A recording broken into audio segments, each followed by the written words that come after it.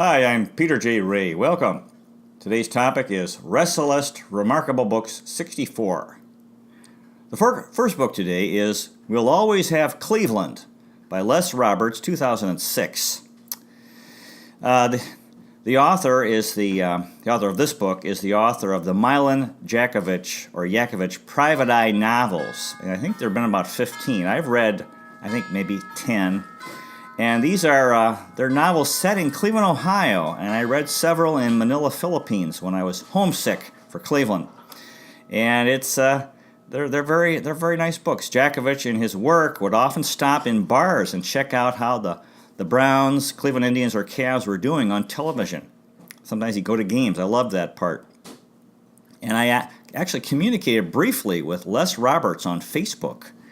Let him know how much I enjoyed his books. He's from Chicago, grew up in Chicago. He lived in Los Angeles for many years. He was in the show business. He was in Hollywood. And somehow during his travels, he ended up spending some time in Cleveland, and he really loved it here, and he decided to live in Cleveland, and he writes these novels. So he's very positive about Cleveland, thinks it's a wonderful place to live, and so that's why I give him a lot of credit.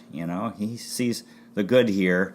It's easy to have negative thinking. So he's an outsider who decided, Cleveland's a good place. And God bless Les Roberts. These are fine books. There are some talk that there will be movies made. And hopefully he does have Hollywood connections. That would be wonderful if they could make movies of these books. The character Milan Yakovich is very endearing. He's a good guy, and he's out to solve these murder mysteries. And he travels around Cleveland, so you get the sights and sound of the greater Cleveland area. Fine book. The next book is No versus No by Robert Waltz, M.D., 2014. This book is by a Normandy resident. Well, he's passed away now. The Normandy is a senior citizens community retirement apartment complex here in Rocky River, Ohio. And the author, Bob Waltz, wrote this book. It's about his life and the religions of the world and his personal life and photography.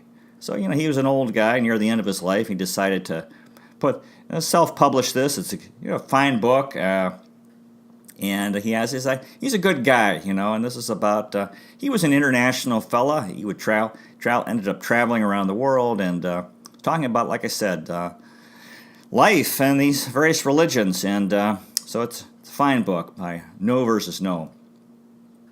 The next book is Fiegler's Cleveland, the best from 3 decades of commentary by Cleveland's top columnist, Dick Fiegler, 1968 to 1996. So these are columns from the Cleveland Press and Cleveland Plain Dealer Columnist. And he talks about various things. It's all topical from the time, from the era, 68 to 96. He talks about former mayor or one-time mayor Dennis Kucinich, Cleveland politics, social problems, nostalgia, crime, life. He's a regular guy in the Forest City, Dick Fiegler. I think he's retired now. I believe he's still alive, and very familiar guy. There's another book called Have You Read Fiegler Today? So he was influential, and he'd write these columns that people would read, and they were popular about local topics, national topics, and international things, and of the time. So, fine book, Fiegler's Cleveland. The next book is The Man Who Saved the Union, Ulysses Grant in War and Peace by H.W. Brands, 2002. This is an outstanding book. Ulysses S. Grant was the 18th U.S. president, elected in 1868 and reelected in 1872, served from 1869 to 1877. He was Abraham Lincoln's top general during the American Civil War. Grant was born in 1822, died in 1885. He attended West Point and served in the Army during the Mexican War, which brought in what became the Southwest United States. By 1860, he was out of the Army and struggling. He failed in farming and business and was a nobody. However, he had character. He was a kind, hard-working, brave, humble man and became powerful and famous. He fought bloody battles to win the war. As president, he promoted the rights of African Americans and American Indians.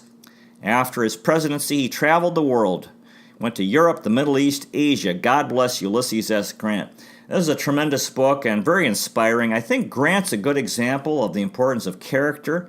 And this is what I believe in, that if you're a good person, no matter what you go through, you might go through hard times, but eventually good things will come into your life because of the law of karma, God's perfect justice. And he's a good example of that. He did have a drinking problem to some extent, but I think it didn't really affect his life that much. He was still he got a lot accomplished. He was a good guy, and he got kicked out of the army, supposedly for drinking, but I think it was more politics. And then, when the war started, I think he was working for his father-in-law in a small store. But the war, the American Civil War, Abraham Lincoln was having all kinds of trouble.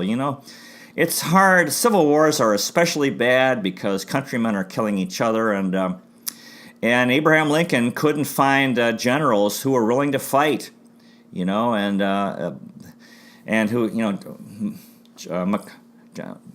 General McClellan was a good example. He's a guy who wouldn't fight, and Grant was willing to fight. And ultimately, for the Union to win the war, a lot of people had to die. And it was a terribly high price that was paid. But otherwise, we would have broken into two countries. So Abraham Lincoln was very grateful for Ulysses S. Grant because he was willing to fight bloody battles and do something that was very, very painful and hard.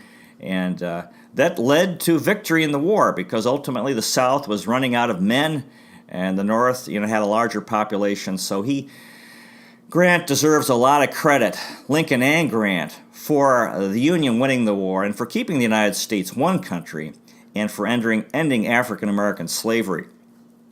And then after the war, he did everything he could. As soon as the war was over, he had respect for the Confederates, and he did everything he could to promote healing and for our country to heal the wounds of the war and for our country to become one again. And I think he would be very much against what's happening today, the removal of Confederate statues, because he had respect for those fellows. And what they went through, even though it was they needed to lose the war, but the suffering they went through. And I know in my college, Duke University, they removed the statue of Robert E. Lee, the Confederate general from the Duke Chapel because of political pressure, and I think it was wrong. They didn't have the strength to stand up to them, and I don't believe those are symbols of white supremacy. Now Grant, when he died, was very hard on our country. People felt bad, and African Americans, where he was very beloved by them, and he actually settled in New York City. He was from Ohio, but as a military guy, he moved around a lot, and he settled in New York City. He fought a battle at the end of his life to get his autobiography written before his death, which ultimately helped his family financially because he was having financial problems. And Mark Twain helped him with that. That's a whole other story. And then, of course, Grant's tomb. He's buried in New York City. And Grant's tomb was a real landmark for many, many years. If you read books set in the late 1800s, early 1900s, Grant's tomb was really a place that people would talk about and go visit. And I have cousins from the New York City area, and I asked them, have you ever been to Grant's tomb? And or different people I've met from New York City, and they usually say no. Maybe they've heard of it, but they haven't been there, and that kind of puzzled me. And then I realized, with the passage of time, all of the people who loved Ulysses S. Grant, they're all gone. He's not a beloved man anymore. That's how life is, the passage of time, and that's the importance of history. Because Ulysses S. Grant should be remembered today as a tremendous American. He played his role. He played a major role in American history, a very positive, heroic, inspirational role in helping our country remain one. You look at the map of the United States, you can travel all over. We're one country, and that gives us power. It makes us easy to travel. It has helped us become prosperous, has helped us avoid other civil wars which could have happened again. Helped us play a very positive role in the Second World War and the Cold War, fighting communism and the forces in Japan and Germany. So God bless Ulysses S. Grant, a man who served his country well, tremendous human being and really, really inspirational. The next book is The QB, The Making of Modern Quarterbacks by Bruce Feldman, 2014. This is an interesting book. The author delves into, well, this is, 4 years old now, not too old. He delves into the current quarterback development method. And he talks about Trent Dilfer, who's now a quarterback developer. He talks about Tim Tebow, Johnny Manziel, the importance of the mind. Very interesting. Russell Wilson, who's 5'11", the first guy who was below 6 feet in height to win a Super Bowl. The importance of character. The importance of nurture versus nature. Big business. As fathers pay big bucks to private quarterback coaches to help their sons, hoping they'll make it to the NFL. And there was a lot about Johnny Manziel. Of course, Manziel flamed out because of alcoholism. Another guy. So this is an interesting topic, and I like the idea of the power of the mind, because this is something I believe in. People, if you believe you can do something, Russell Wilson should inspire the shorter fellows, because they used to say, a guy 5'11", he's too short to play in the NFL. Well, but he's, just shows he's a good guy, very determined. So this is a very interesting book. The next book is While Europe Slept, How Radical Islam is Destroying the West from Within by Bruce Bauer, 2006. This book is incredible. The author is a gay New York City fellow who moved to the Netherlands, and he really learned a lot. He moved to the Netherlands because he heard that homosexuals, that gays were treated better there than in the United States. And he really got an education. So he talks a lot about the fact that the Muslim population in Europe is growing, and there are real cultural issues with them, where the mistreatment of women. And he found out in the Netherlands that even though the Dutch people treated gay people well, gays are being abused by Muslims there, because this is part of the Muslim culture. Being anti-gay, and then he experienced that, and then the Dutch didn't do anything about it. So they're trying to be so tolerant, and so he makes the case that there are of a Muslim anti-women, anti-gay, anti-democratic, anti-European cultural attitudes, and that the Europeans are passive and allowing their countries to be destroyed. They're not. They're trying so hard not to be Nazis. They're trying so hard to be tolerant, not to be racist, and that they're allowing things to happen that are wrong. And they don't believe in themselves. There's sort of a loss of a sense of who they are and of the goodness of they are. And they're just allowing, the Muslims are very strong-willed. Now, the other problem is that they are not accepted. They are different. Muslims are different. So if they're moving to Norway, they can't really become Norwegian. They have a different religion, they have different names, they look different. However, they do become citizens in Europe, all over Europe. They receive welfare, are often idle, and commit crimes and get away with them. Tax dollars support mosques where Muslims are taught to hate Europe. Europeans lack courage. Courage is such an important thing. They need to fight and save their countries and deport dangerous Muslims, integrate the good ones, shut down these evil Muslim schools which are promoting hatred of Europe, and God bless America, where all are accepted and contribute. Now, this is, again, a controversial topic, and I'm sure I'll offend some people who might watch this video. It's along the lines of the message of Bridget Gabriel, Noni Darwish, Jamie Glazov, and Ayaan Hirsi Ali. Very interesting. And this fellow, this is what he experienced, and we do need to make friends with Muslims and have respect for them and see the good in their culture, but there are real cultural problems. And it's good that there are Muslims in the West, because this will help their cultures to change. And I'm sure there are things we can learn from them, but the thing is, the Europeans are they're just allowing they're going to lose their countries. I met a guy from the Netherlands and the Philippines who was he had given up on he said the Netherlands is hopeless, that the Muslim population is rising, and that eventually when they become a majority, they will use democracy to take power, and then that will be the end for the regular Dutch people. And I believe it's particularly bad in Sweden, and the thing is, courage is important. The thing is, whenever Muslims misbehave in Europe, what happens that the police come and then they cry racism, and it works. They know that if they accuse people of being racist, that that the Europeans will back down. So this is a actually a very painful subject, very sensitive and very dangerous. And if nothing is done, European countries they're going to lose their freedom. Of course, at the same time, Muslims in Europe, they're in a different culture. They see a different way of life, democratic way of life, respect for women, and freedom of religion. They see things, and so that I'm sure has an influence on them. And I'm sure a lot of them are going to not want it to change things, and are changing for the better because they're away from their country, and they have a choice. It's all very interesting. The next book is Rutherford B. Hayes and His America by Harry Barnard, 1954. This book has 523 pages. Wow, what a book. What a man. Rutherford B. Hayes, or Rudd Hayes, was the 19th U.S. president. He was elected in 1876, served one term from 1877 to 1881. His parents were from Vermont, but he grew up in Delaware, Ohio. His father died before he was born. Very tragic. He went to Kenyon College in Gambier, Ohio, and Harvard Law School. Interesting. He worked as a young lawyer in Fremont, Ohio, but became depressed and struggled. He had an uncle in Fremont. And then he eventually moved to Cincinnati, way down south in Ohio, where he found success and many friends and married Lucy Webb, young lady.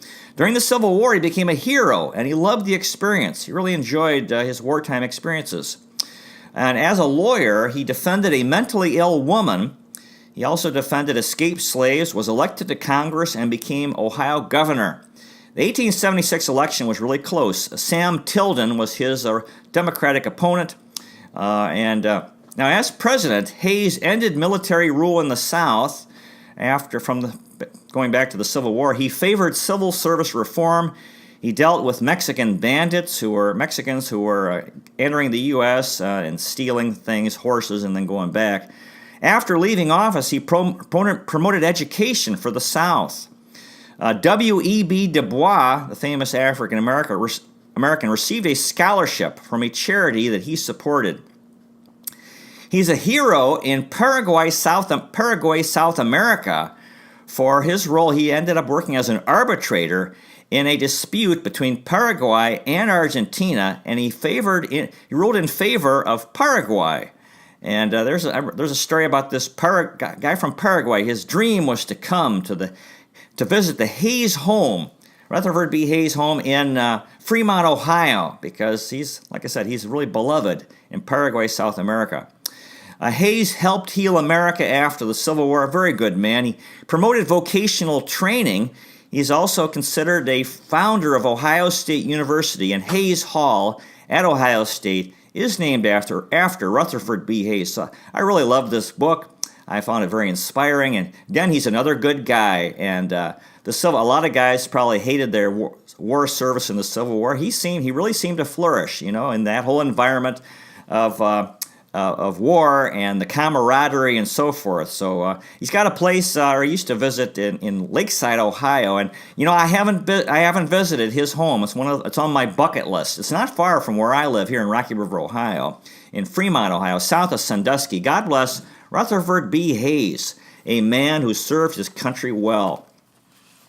The next book is Garfield by Alan Peskin, 1978. This is an outstanding book. The author was a history professor at Cleveland State University here in Cleveland, Ohio.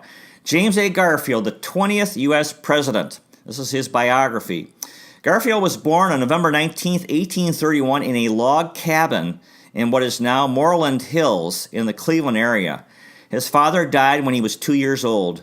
Garfield was able to get an education, became a Christian minister, a teacher, and president of Hiram College here in Ohio. He lived most of his life in Hiram. In the Civil War, he became a general and a hero and was at the Battle of Chickamauga. He was elected to Congress as a representative and served for 16 years. He was elected president in 1880, and this was a surprise. He was inaugurated on March 4th, 1881. On July 2, he was shot by Charles Guiteau at the Washington, D.C. train station. On September 19th, Garfield died at Elberton, New Jersey, by the Atlantic Ocean. And here's a quote from the book, quote, In Cleveland, an immense pavilion had been erected on the public square to house the president's remains. 150,000 people, virtually equivalent to the entire population of Cleveland, passed by this bier. On the morning of the next day, September 26, an honor guard carried the casket to a funeral car drawn by 12 black horses. The cortege rolled up tree-lined Euclid Avenue to Lakeview Cemetery, 5 miles away. There, on a high knoll within sight of the same waves that had so delighted him as a boy, James A. Garfield was laid to rest just a few weeks before what would have been his 50th birthday. His career seemed to embody the national ideal of the self-made man, rising from log cabin to White House in unbroken ascent, propelled to success by character, piety, and ability. A pacifist turned soldier, an educator turned politician, a preacher turned economist, a man of essentially literary tastes, cast in the role of party chieftain, a husband who at length fell in love with his wife, and a man racked by self-doubts who was at the same time convinced of his high destiny. And he wrote that Garfield had written this quote, "My road must be through character to power." He was a misplaced intellectual thrown onto the stage of public life, moving restlessly between the worlds of action and introspection, drawing strength from each, but at home in neither. Garfield, in the latter part of his life, lived in Mentor, Ohio, the last 3 years of his life, and that's where his presidential library is located. God bless James A. Garfield, a good man from the Cleveland area who served his country well. I really love this book. The Garfield tomb is here in Cleveland. It's really impressive over in Lakeview Cemetery on the east side of Cleveland, or in Cleveland Heights. And really, he was an interesting guy because he was an intellectual, again, kind of like John Quincy Adams and earlier presidents, Thomas Jefferson. Garfield was an intellectual, but he also was interested in politics. He kind of enjoyed going back and forth between those two worlds. He loved reading books and learning, but he also loved the political arena. And obviously because he became U.S. president. And he was a good guy. This was very tragic. He only served as president for a short time. He was, shot after only 4 months in office. And then, and then he died a couple months later. And so obviously he couldn't do very much after he'd been shot. He did some work, but, he got poor medical care. Back then medical care was horrible. And from what I've read, he would have survived today, but would have been in a wheelchair. He wouldn't have walked again because I believe his spine was shattered from that shot. And actually, that's what killed him. His fragments of his spine were infected. In fact, the doctors, back then they didn't know about bacteria and washing your hands and so forth, and so they were probing his wound with, without clean hands. Anyway, so this was all that summer. It was very hard on folks in Cleveland because he was from here, and I have not been to his home. It's shame on me. I haven't been to. In fact, there's 3 presidential homes that are very near to where I am here in Rocky River. The Hayes home in Fremont, Ohio, and the Garfield home in Mentor on the east side, and the McKinley home in Canton. And so anyway, James A. Garfield, really interesting guy. He was a good guy, a good man, and not only very knowledgeable, he's an intellectual, but he was a good person. And he was able to succeed in politics and achieve political power. And he was a good guy. So really, a very inspiring book. I really loved it. The next book is Chester A. Arthur: A Quarter Century of Machine Politics by George Frederick Howe, 1934. This book is 291 pages. Very good book. Chester A. Arthur was the 21st U.S. president. He was born in 1829, died in 1886, and served as president from 1881 to 1885. He was born in Fairfield, Vermont, and raised in upstate New York. Arthur studied at Union College in Schenectady, New York. He married Ellen Herndon. Chester A. Arthur became a lawyer and settled in New York City. In an 1851 case, he represented Elizabeth Jennings Graham, a woman who was denied a seat on a streetcar for being African American. And Arthur won the case, which led to the desegregation of New York City streetcars. So, early hero in the civil rights movement. During the Civil War, Arthur enlisted in the Union Army and became a quartermaster general. He did a wonderful job of housing and outfitting thousands of troops in New York. So, so that was important work. Not just success in war is not just about the battlefield, but also guys like Arthur. He apparently did not see action himself, but did a lot of good in the U.S. Civil War. Arthur joined the New York City Republican political machine led by Senator Roscoe Conkling. He became respected through hard work, loyalty, ability, and by being personable. He had a very good, nice personality. In 1871, President Grant appointed Arthur collector for the Port of New York City, a job dealing with a lot of money from import taxes and employees of the port. A lot of jobs, a lot of money flowing into New York City through imports, and then these guys were collecting the taxes. In 1878, President Hayes fired him in a move to fight New York City corruption, although Arthur himself was considered honest. So he was just sort of a political victim. In 1880, the Republicans picked Arthur as James A. Garfield's running mate, and in the election, Garfield was elected president and Arthur vice president. When Garfield died months after being shot, Chester A. Arthur became president. He promoted civil service reform, getting better people in government jobs through tests, and helping get the Pendleton Civil Service Reform Act passed. The public assumed that Arthur was a prisoner of New York politicians, but he surprised them. Arthur promoted the rebirth of the U.S. Navy. Journalist Alexander McClure wrote this, quote, "No man entered the presidency so profoundly and widely distrusted as Chester Alan Arthur, and no one retired more generally respected by political friend and foe." In 1885, Arthur dedicated the newly finished Washington Monument. Here's a quote from the biography, quote, "Chester A. Arthur came of a good family, was well educated, a man of literary and discriminating tastes, of excellent executive capacity, social gifts, and dignity. He was a gentleman. In New York City, he made a place for himself in circles unimpressed by political power. But he did have power, also, as the Republican boss of the metropolis, and wielded it with great skill for a decade in behalf of his party's fortunes." In 1896, a statue by George E. Bissell was unveiled of Arthur at Madison Square. So if you go to Madison Square Garden, to see the New York Knicks play or the Rangers, and outside the actual square, the square of grassy area, there is this statue. I'd like to see that sometime. Elihu Root spoke of Arthur. He said, quote, "The sweetness and gentleness of his disposition, the rich stores of his cultivated mind, the grace and charm of his courtesy, his grave and simple dignity, and his loyal and steadfast friendship. God bless Chester A. Arthur, a man who served his country well." Well, it appears we're out of time. Thank you so much for watching. I really, really appreciate it. God bless you. God bless America, the Philippines, and the whole world. See you next time.